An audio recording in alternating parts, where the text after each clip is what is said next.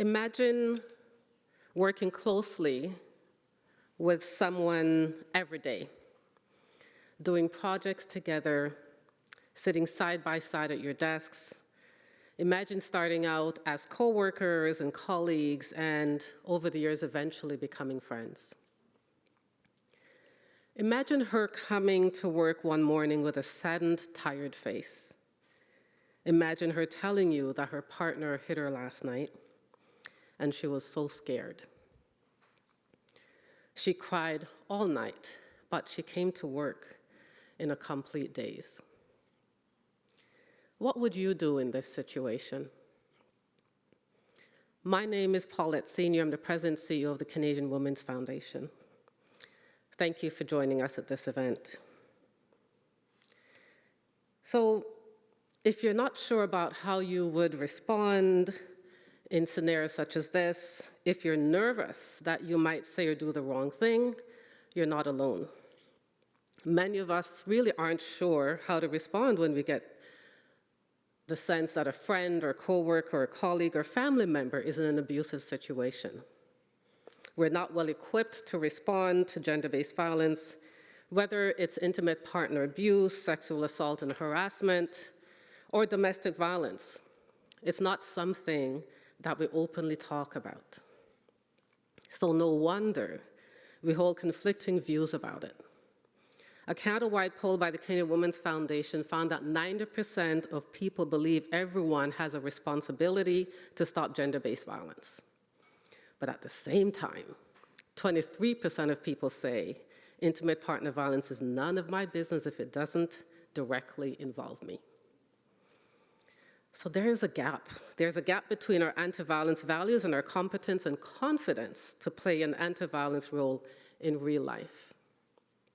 In recent years, we've seen increased public awareness and accountability about abuse of women, girls, and gender-diverse people, and it's quite a common experience.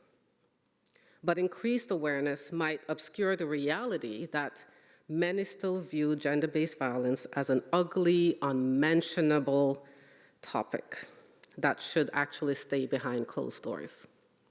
And perhaps we're prone to assume abuse is a rare occurrence between dysfunctional people in dysfunctional circumstances, unlikely to happen to people we know and love.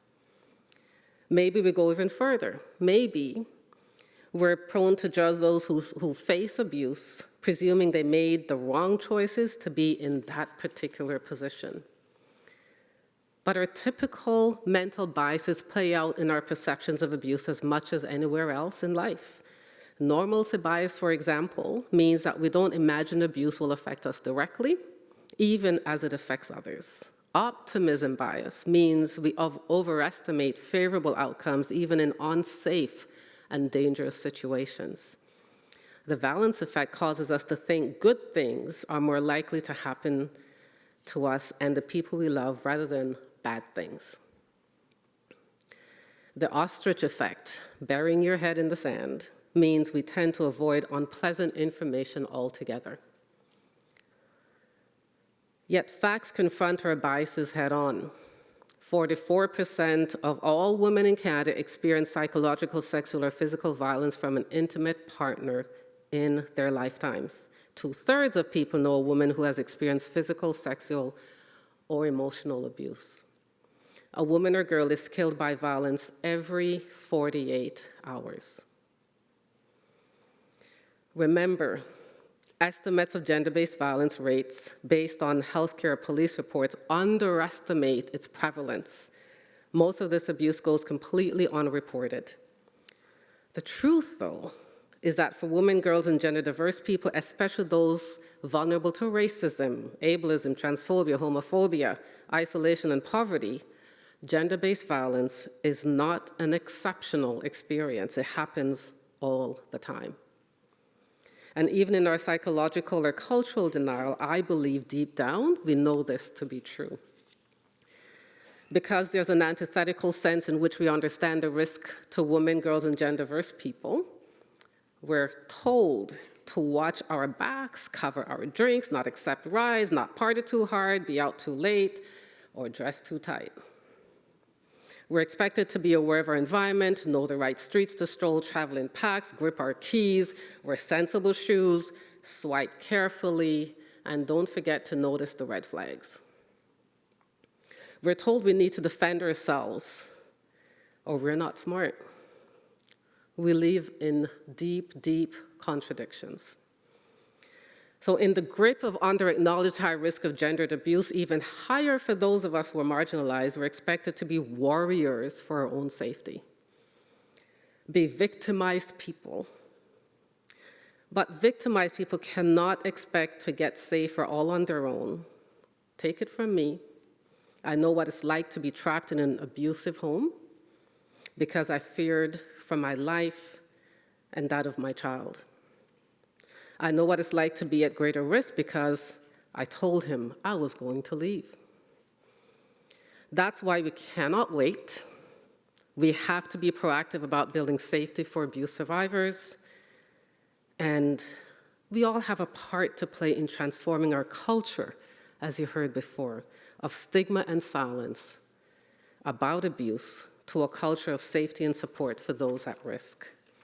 The Canadian Women's Foundation launched a signal for help when the COVID pandemic meant those being abused were trapped at home with their abusers. And as you heard before, it means that you need to check in with someone safely because they need help. But within months, the signal for help spread across social media and the news like wildfire, and women and girls across the globe used it to get help in dangerous situations. But the signal is only as good as its response. And just like we trained people to do CPR, we knew we could train people to recognize signs of abuse and support their family and friends at risk so that they know they're not alone. Over 50,000 people actually signed up to be Signal for Help responders and counting. What can you do if you think your friend, family, or coworker is going through abuse? Be non-judgmental. Let them know you'll support them no matter what.